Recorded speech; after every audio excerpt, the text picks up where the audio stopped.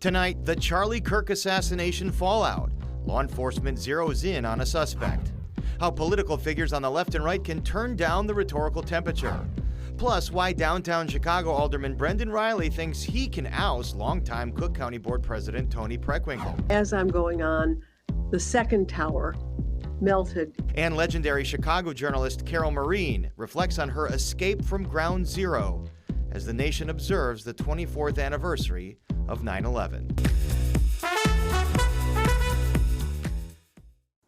Welcome to the Chicago Report. I'm Paris Schutz. Today, the FBI released an image of a person of interest in the assassination of conservative activist Charlie Kirk as the manhunt continues. And joining us now is Kaylee Schuyler, live from Orem, Utah, with the latest. Kaylee, what have you learned?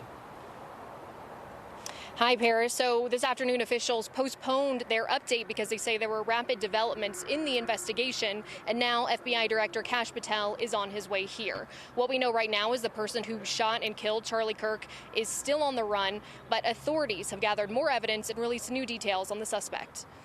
Investigators out early Thursday morning combing through the rooftop where they say a sniper fired the shot that killed the conservative activist.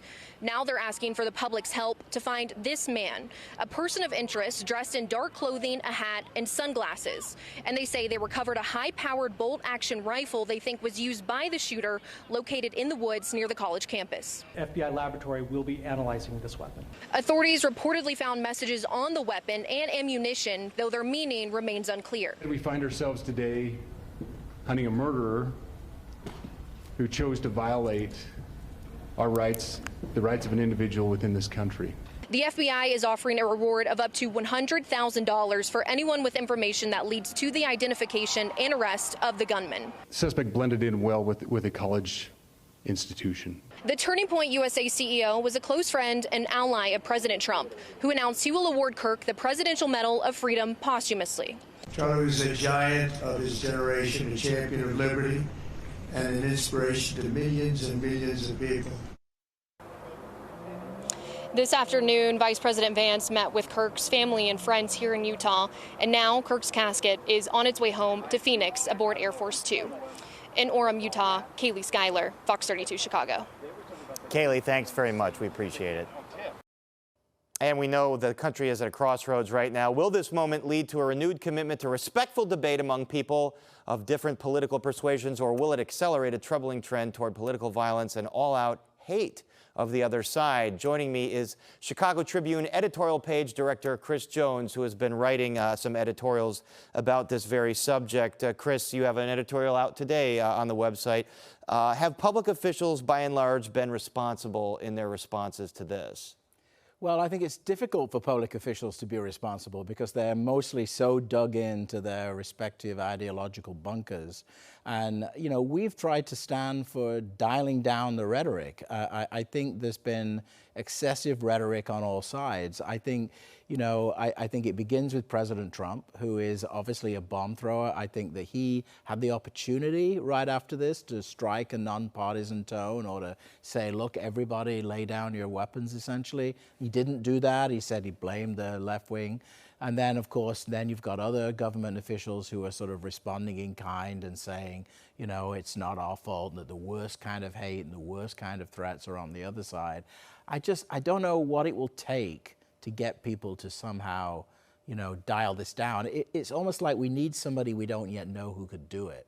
I'm not sure any of the current players can actually achieve this. And does your criticism include Governor Pritzker? He was called out on the right for saying things like the conservatives can never know a moment of peace. Yeah, I mean, I think the governor has an obligation to dial down the rhetoric and to sort of, you know, de-emphasize hostility. I mean, he obviously has a political campaign underway.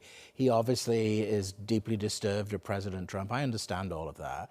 And you know, and it's also important to know that people on the right have been, you know, threatening all kinds of Democratic figures. And we have the assassinations of the Minnesota lawmakers, exactly, Democrats, exactly. the attack on Paul Pelosi, and then the attempted arson and murder of the entire family of Governor Josh Shapiro in Pennsylvania.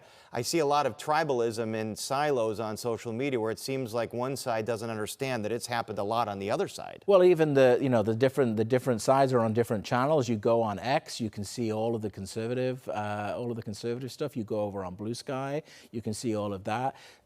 Also people have different definitions of hate speech. So some people on the left will say, oh, well, this guy was, Charlie Kirk was engaging in this kind of rhetoric himself.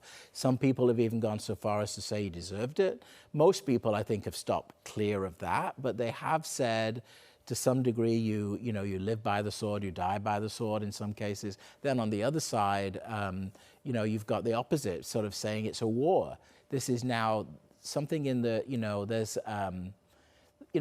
there's a line in a Stephen Sondheim musical. I'm a big fan of musicals. Yes, because in your other life, you're a theater critic. And in the Sondheim musical, in Assassins, there's a line where they say, something just broke.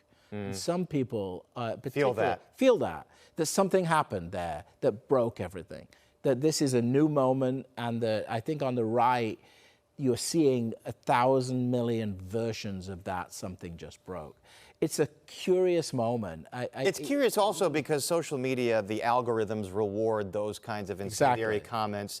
The hate mongering kind of gets a lot of retweets and stuff, and folks know that use these platforms. But I think society was better off when we got our opinions from the newspaper editorial pages, like the one you run, which is a pretty centrist, down the middle kind of point of view. So what is your prescription now to de-escalate this rhetoric and to try and stop these threats of political violence? Well, I think people just have to be willing to say, I'm going to look only at myself. I'm only going to deal with what I say. And their public statements, somebody like Pritzker has to actually say, I'm going to change this in the world that I live in, just as Trump has to say this on the other side. But, few of us really believe this is possible because we've sort of gone past that point. And that's the big conundrum. It's the biggest issue in American politics at the moment. There were even people on social media this morning saying, let's just make it two countries. We're just done. We're done. Which is insane because there's a liberal conservatives that live on the same block next to each other, and there are people that have no political persuasion. So most people... Where are we all going to move to? Most reasonable people are sad for this guy. They're sad for his family. They're sad for his wife. They don't want to see this happen in America. They recognize that here was a guy who, whether you agreed with him or not, he said what he had to say. He sat in an open forum, and, somebody sent a bullet his way, and that should not happen. And it should not happen. And what is the legacy of Charlie Kirk? He is from the Chicago area. Yeah. He was very conservative. He was polarizing. What's your vision on his legacy and the impact he had? Well, I think what people often don't understand is his impact on young people is enormous.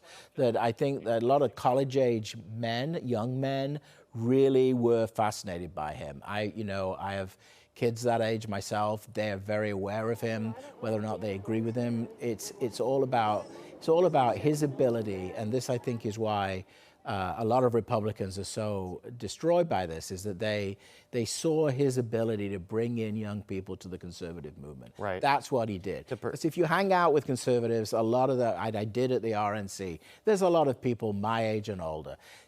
This was the guy that was kind of the future of that party, and his loss for them is kind of devastating, and there's not an obvious replacement for him. Right, he was able to persuade young people, especially on the cultural conservative. All right, Chris Jones, the head of the Chicago Tribune editorial page, thanks for speaking with us. And after the break, Chicago journalist Carol Marine shares her incredible story from 9/11.